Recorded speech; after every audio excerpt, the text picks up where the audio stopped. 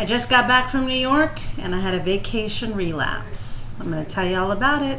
Stay tuned. Hey everybody, welcome back to my channel. My name is Lydia.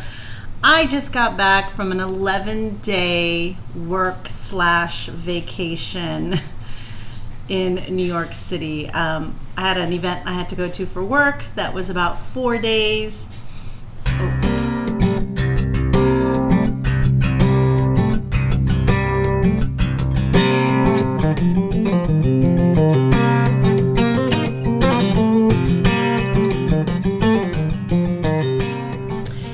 Welcome back to my channel. My name is Lydia.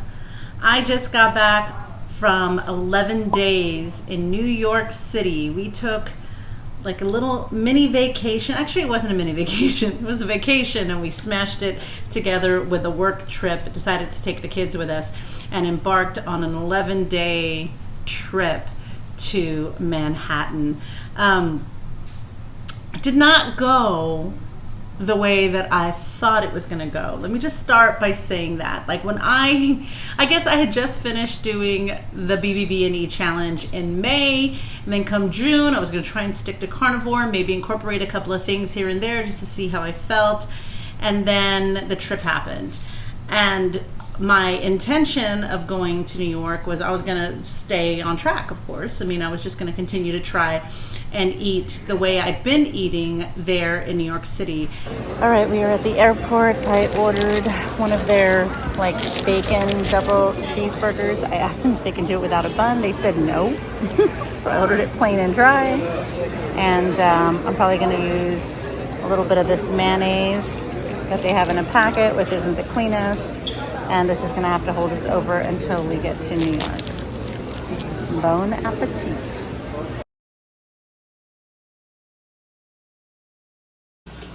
All right, we ordered from Uber Eats, and I've got a ½ pound of brisket dry with no sauce. We also ordered an order of wings with a side of ranch, dry with no sauce. So that's going to be our meal from today. Good morning. It is 8:15. We are eating breakfast in the hotel breakfast room. Got a cheese omelet, side of bacon, some coffee with half and half. One of the things that I realized about myself is that I'm not a moderator. I'm not somebody who can just bounce right back on, or if I, let's say, have an off keto or carnivore meal, that the very next one is business as usual. Like, I find it very difficult for me to stay the course after that. So for instance, we get to New York City. One of the things that I've had to like realize for the 11 days is, you know, a budget. Like, we are literally in New York for these 11 days, the four of us, my husband, myself, and our 2 kids that we took to New York with us. And I've got to figure out hotel, transportation, entertainment, and meals for all of us during the time that we are there. Granted, yes, I was there for a work trip, and there was going to be our hotel was going to be paid for 4 of the nights out of the 10 nights that we spent there, and meals were going to be provided for a few of the days here and there. But I don't know what to expect. I couldn't really give them a special diet, request or anything like that. So we get there, and I attempted to eat on track my first day. And I quickly realized that it was going to be difficult for me to do that. I was stressed about how much it was going to cost me, because we stopped at one of those street vendors and we ordered the kids food, and I asked if he would sell us just the burger patties by themselves, and he said sure. I made the mistake of not asking how much he was going to charge for a burger patty, an individual burger patty. So I went ahead and ordered 4, 2 for Caesar and 2 for myself. He ended up charging us $6 a patty. $6 a patty. 4 patties, 24 bucks from a street vendor.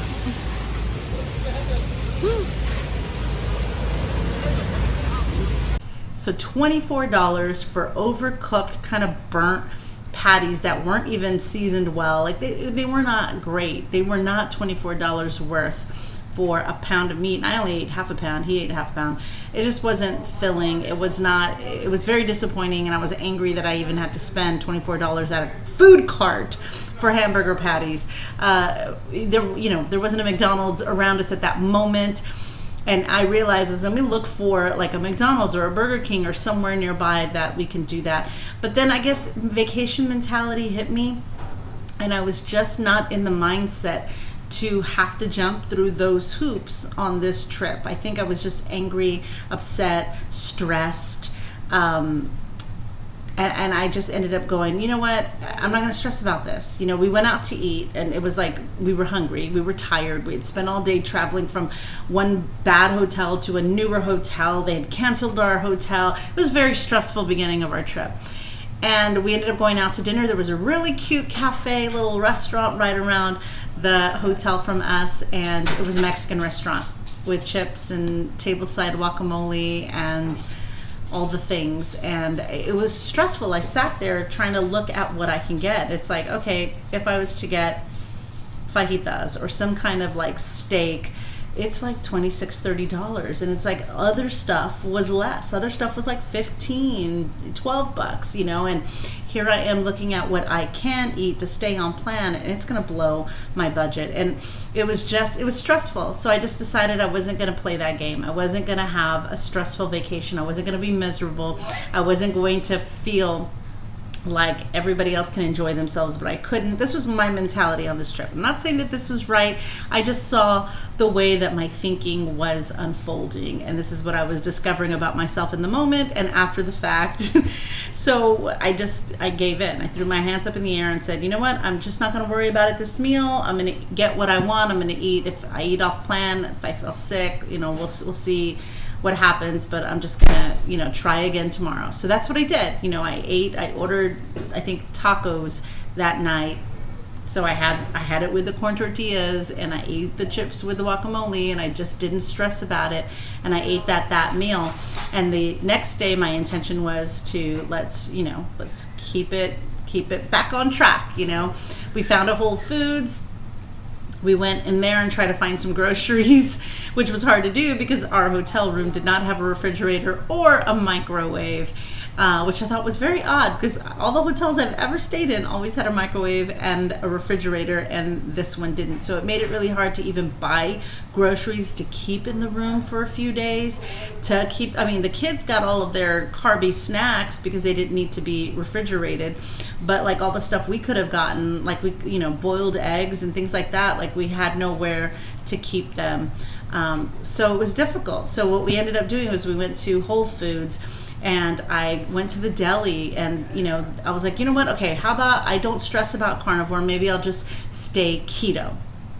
Maybe I'm able to be fuller and not need so much protein if I stay keto. So then I ordered I think it was a half a rotisserie chicken and some Brussels sprouts. The Brussels sprouts were not good at all. But I ate the Brussels sprouts and the chicken and tried to call it a keto day. And I think I got through that day. It was still expensive. Whole Foods wasn't cheap at all, but it was a little bit cheaper doing it that way than going to another restaurant and spending another $100. Because I was realizing when the four of us went out to eat, that any meal, whether it was breakfast, lunch, or dinner, if we went out to eat at a restaurant, sat down and ordered off of a menu, it was going to be $100. And if they wanted to eat 3 times a day, I can't do $300 a day on this trip. So, I was thinking about those things on this whole thing. So I realized, okay, then we get to my work trip. Let me just tell you about this real quick. We get to my work trip, and I'm trying to okay, let's tighten up the belt here and be good, and I'm just going to fast. I'm going to fast as much as I can to see, how it goes. Well, what happens is every morning I fast. I've started drinking the coffee. I've already started the stevia. So the sugar cravings have begun because the stevias have been entered into the picture. I go to my work event and I have coffee in the morning. In fact, I had like 2 or 3 because they give us unlimited coffee. And I'm like, hey, this is going to curb my appetite. Let me just drink all the coffee I possibly can. Then what happens is lunch comes around, and they're platters of sandwiches, platters of croissants and stuff like that. And I've tried to pick off some of the meat, whatnot, but there wasn't a ton I could eat, to be honest with you. Then they have a plethora of sweets. It's cookies and brownies and Rice Krispie treats, and like that's literally what they had to offer for us for the majority of the time, even more so than sandwiches. Like I wish the sandwiches came in abundance as the cookies and the brownies did, but they didn't. I think the sandwiches only came brought out once or twice. But the cookies and the brownies were there constantly. So with me drinking nothing but coffee, me having a long day at work, by 2 or 3 o'clock, I'm seeing all these other people getting up and enjoying a cup of coffee with a cookie or a brownie. And I just kind of threw my hands up and just said, I'm just going to go down in flames for this. And I indulged. I had the cookies, I had the brownies, I had it all. And then after that, it was like every day I tried to be like, okay, today's going to be better. I'm not going to have this, or I'm not going to have that, or what can I do differently this time? Maybe I can go to Starbucks and get egg, what I'm talking about, those little egg bites, the egg bites. And then every day it was just like, all right, not going to do it again today. Maybe tomorrow will be a better day. And it just did that over and over and over and over and over again until I nose dove into New York pizza. I was eating pizza. We had cheesecake, burgers and fries, like literally standard American diet, all the things on the vacation. I thought long and hard about this because I was feeling really guilty about it, because what I intended to do, what I wanted to do, and then where I ended up were so far from each other that I was trying to figure out, how did I get here? How could this relapse even happen? How could I have done things differently? Like, my brain is over here trying to figure out like how to fix this so that way I don't find myself in the same situation. And one of the things that I noticed was my barrier to success on this trip was a lot of things. Being starving, right? Not having adequate enough food. Because when I got to the point of 2 or 3 o'clock and I was starving, it was a screw it mentality. At this point, I just didn't care anymore. I just wanted to eat something. So that starvation, of course, made me weak to my sugar addiction on this trip. Being on a budget and made it impossible to eat nothing but protein the entire time. I could have, even if I tried to get deli meat, the deli meat was expensive at Whole Foods. So unfortunately, eating the standard American diet was just more affordable on this vacation than not, unfortunately. So not having a ton of options. So obviously at my work event, having only them providing our breakfasts of nothing but croissants and muffins and fruit, I didn't have any options. I had only coffee to drink as an option.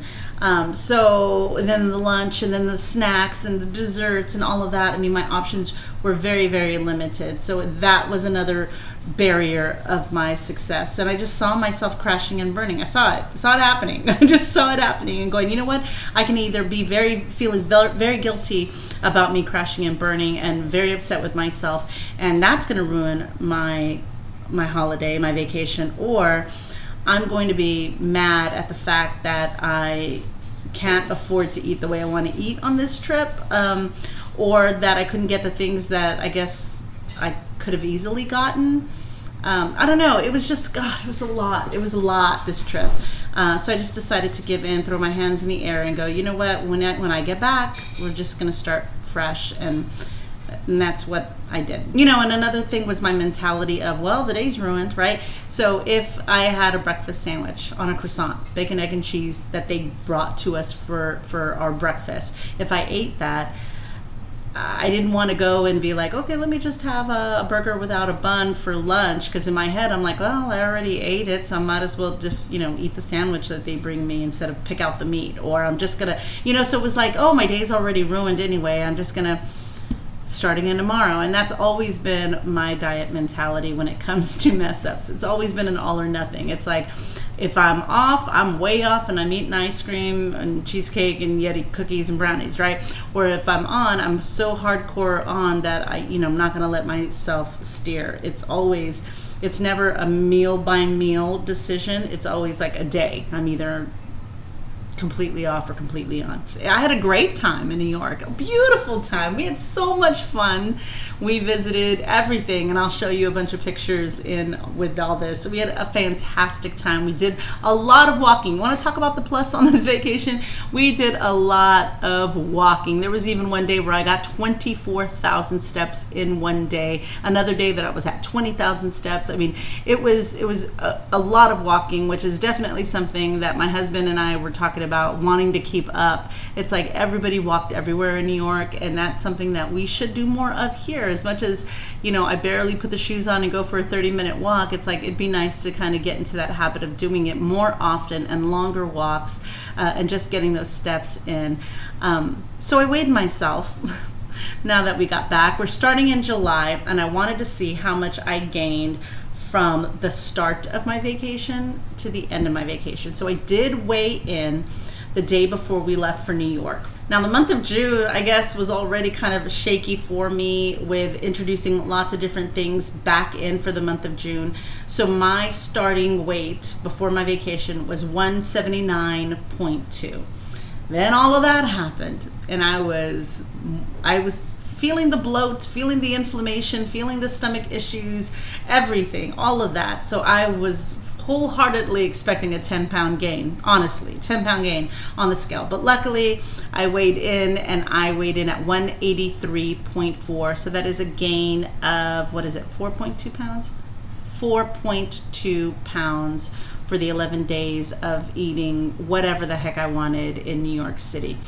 So the plan moving forward, what am I going to do now? Now that that happened, what next? Well, when it was happening, I was already going, okay, I know what I'm going to do. When I get back, I need to go BBB&E again. I need to clean it up, kind of like detox everything out of my system, reset my system, go back to eating beef, bacon, butter, and eggs for the month of July, maybe even the month of July and August, maybe going even 90 days and going through September. Like, I feel like I just need to just move forward, because when I'm at home and I have control over what I eat, the stress is so much less. Like, I can make what I want. I could see what I'm cooking. It's so much easier for me to manage any kind of addiction, sugar addictions, or any kind of cravings when I cook at home.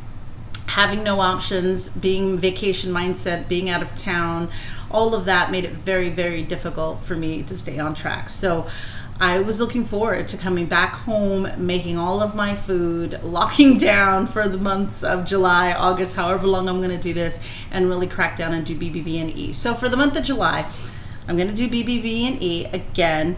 I'm still going to keep it dairy free, so I'm not going to do all the cheese or the dairy in my coffee or anything like that. I'm still going to keep it alcohol free, and I'm still going to keep it sweetener free. So I'm even going to have the raw, natural, unflavored electrolytes. So I'll have that every day.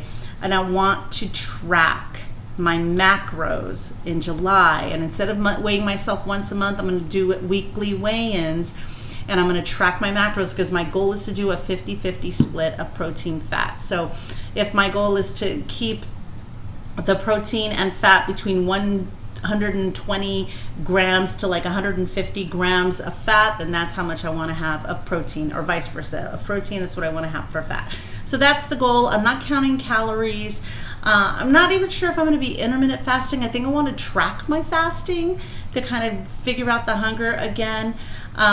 And if I lean into the 16-8 fasting naturally, then that's what I'll do. But I'm not going to like make myself fast. If I end up doing one meal a day, that's what I do. But I'm not going to make myself do one meal a day. But I am going to weigh myself every week, just to see if the tracking is working and where I'm at, and if I'm eating at maintenance or if I'm eating, at a loss. So that's where we are today.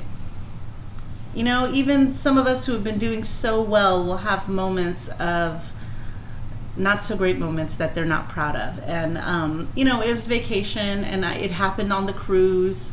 It definitely happened on the cruise, right? All the things.